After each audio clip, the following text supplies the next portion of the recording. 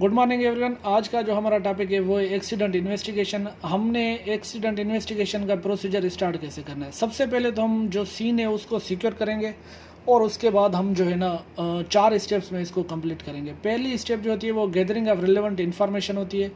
उसमें यह है कि अगर आपको रिलेवेंट और एक्यूरेट इन्फॉर्मेशन चाहिए तो सबसे पहली जो चीज़ है वो है प्रॉम्प्टनेस। आपको जल्द से जल्द जितना जल्दी हो सके एक्सीडेंट के बाद उस जगह पर पहुंचना है। आपके पास अप्रोप्रिएट इक्विपमेंट होने चाहिए, जैसे नोटबुक हो गई, कैमरा हो गया, सैंपल जार हो गई, एरिया को सिक्योर करने के लिए दूसरी चीज़ें हो गई, वेरिफिकेशंस हो गई।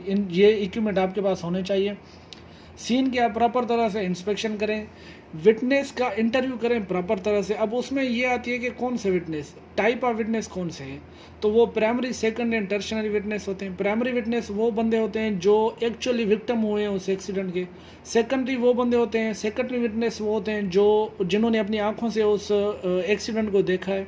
और टर्शरी वो होते हैं जो एक्सीडेंट होने के बाद उस जगह पर पहुंचे, वो टर्शरी विटनेस होते हैं। उसके बाद putting the witness at ease, आपने जो विटनेस है उसको ईज और कंफर्टेबल के हिसाब से उसको रखना है, उसको अनकंफर्टेबल नहीं होने देना है।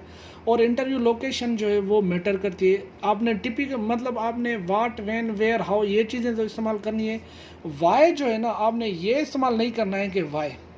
ये चीज़ जब आप इस्तेमाल करेंगे तो जो विटनेस है वो डिफेंसिव मोड में आ जाएगा और हो सकता है वो आपको प्रॉपर डेटा जो है वो शेयर नहीं करे। उसके बाद हमारी सेकंड स्टेप आती है एनालिसिस ऑफ इंफॉर्मेशन। अब एनालिसिस ऑफ इंफॉर्मेशन में ये note on cause and effect diagram. आप लोगों को काज एंड इफेक्ट डायग्राम या फिशबोन एनालिसिस डायग्राम का आपको शायद पता होगा, नहीं है तो ये कुछ इस तरह का होता है, ये आप देख लें। अब इसमें हमारा आता है इन्वायरमेंट, ये काज and effect diagram, fishbone analysis या फिशबोन डायग्राम।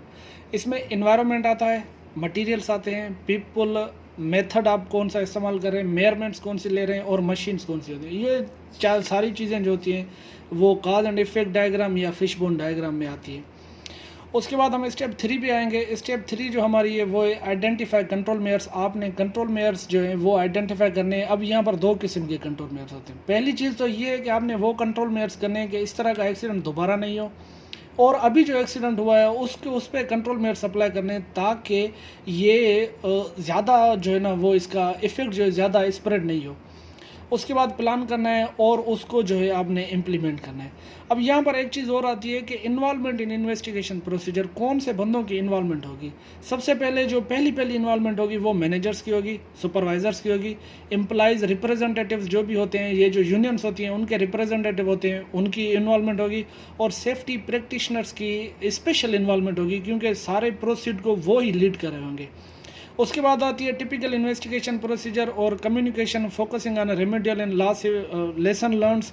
ये चीज़ें हम बाद में इन्वेस्टिगेशन के बाद ये चीज़ें शेयर करेंगे, और टाइम मिला तो इंशाल्लाह किसी और वीडियो में इसको और ज़्यादा जो है ना हम डिटेल से बताएंगे। तो ये एक टोटल 1 पेज के अंदर हमारी इन्वेस्टिगेशन है, तो आप इसका स्क्रीनशॉट भी ले लें ताकि जो है ना फ्यूचर में आपको ये और ज़्यादा आसानी हो, ज़्यादा चीज़ें पढ़ने की बजाय सिर्फ इस 1 पेज को ही देखना पड़े। Thank you.